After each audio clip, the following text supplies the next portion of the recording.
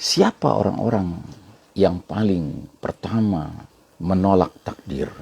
Merekalah orang-orang yang mendahulukan asbab.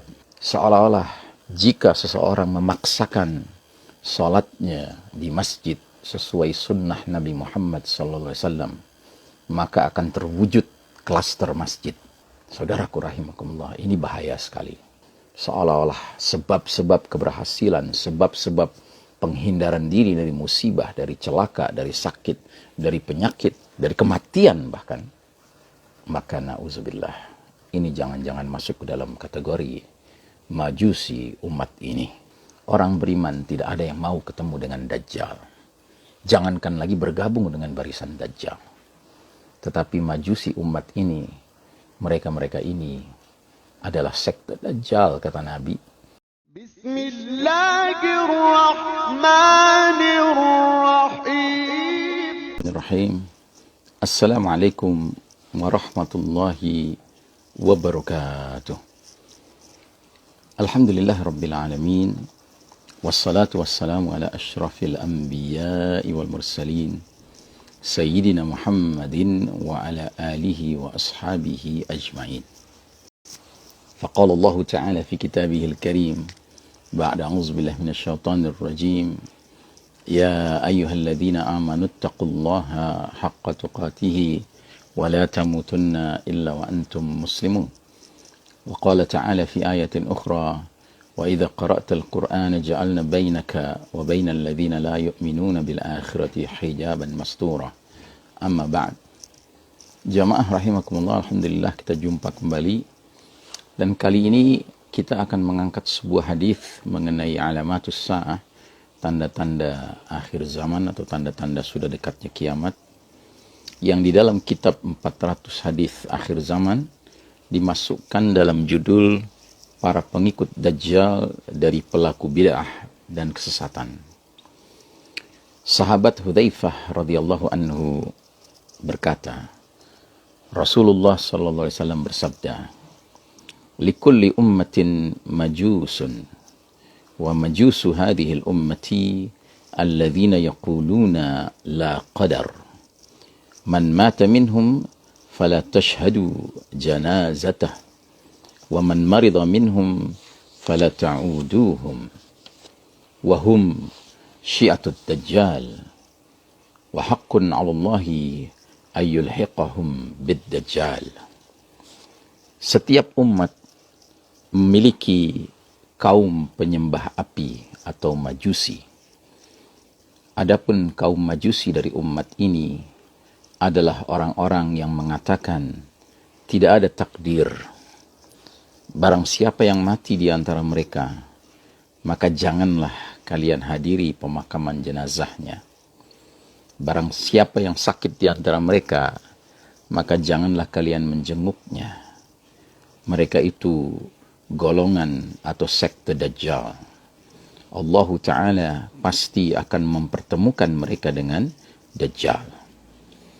Sadaqa Rasulullah sallallahu alaihi wasallam. Jadi saudaraku rahimakumullah, hadis ini sangat penting.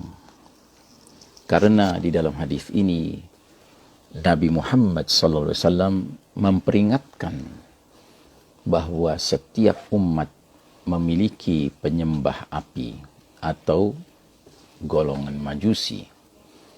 Sementara majusinya umat Muhammad SAW, ciri khas mereka adalah mengatakan la qadara, tidak ada takdir.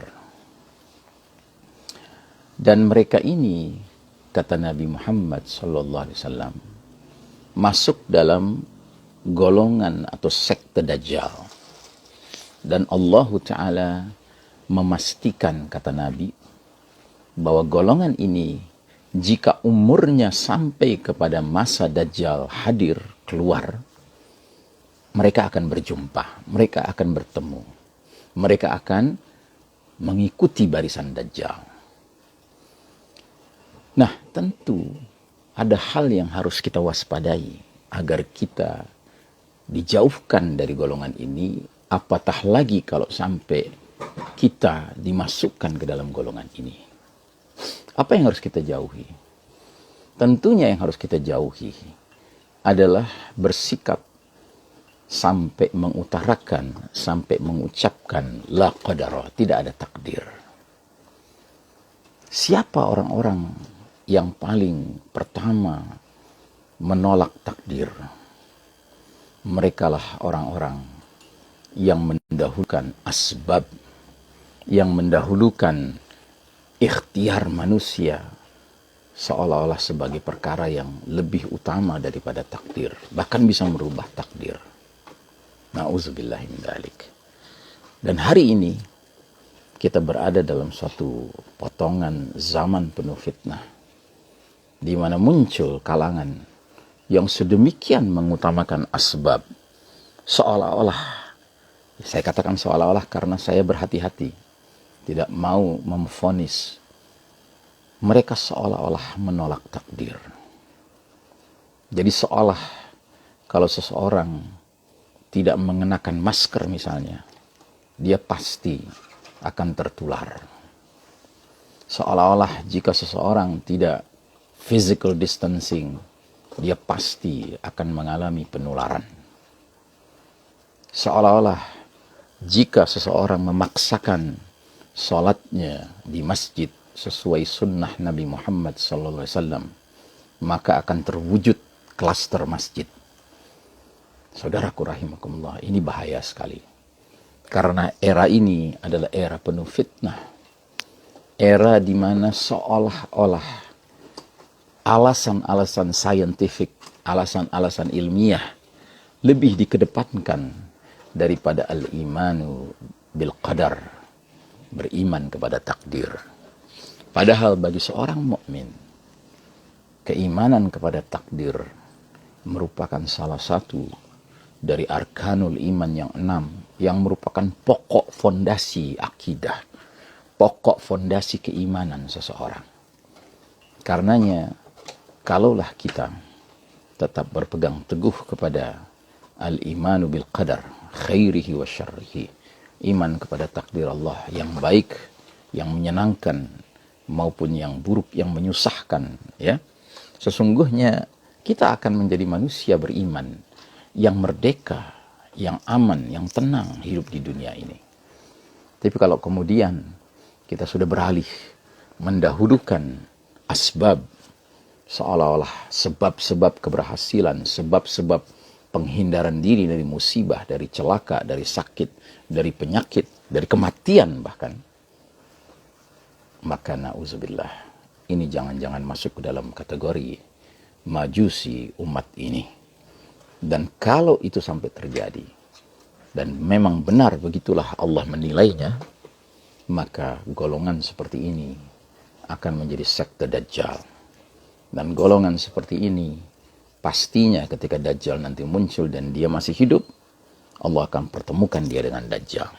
Karenanya pantas bila mana Nabi Muhammad SAW mengarahkan kita dengan suatu pengarahan yang berbunyi sebagai berikut: man sami'a bid Dajjal falyan'a anhu. Barang siapa mendengar bahwa Dajjal mendekati kampung halamannya, tempat tinggalnya, menjauhlah darinya. Orang beriman tidak ada yang mau ketemu dengan Dajjal. Jangankan lagi bergabung dengan barisan Dajjal. Tetapi majusi umat ini, mereka-mereka ini adalah sekte Dajjal, kata Nabi. Dan Allah Ta'ala akan menetapkan mereka berjumpa dengan Dajjal jika umur mereka sampai kepada waktu Dajjal keluar nanti.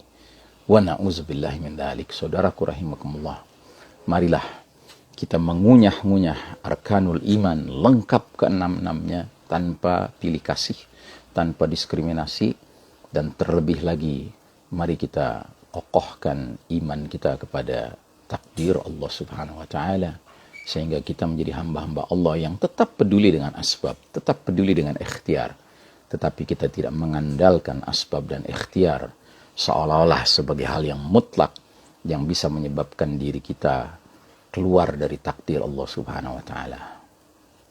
Wa sallallahu ala nabiyyina Muhammadin wa ala alihi wa ashabihi ajma'in. Wassalamualaikum warahmatullahi wabarakatuh. يا صل وسلم دائما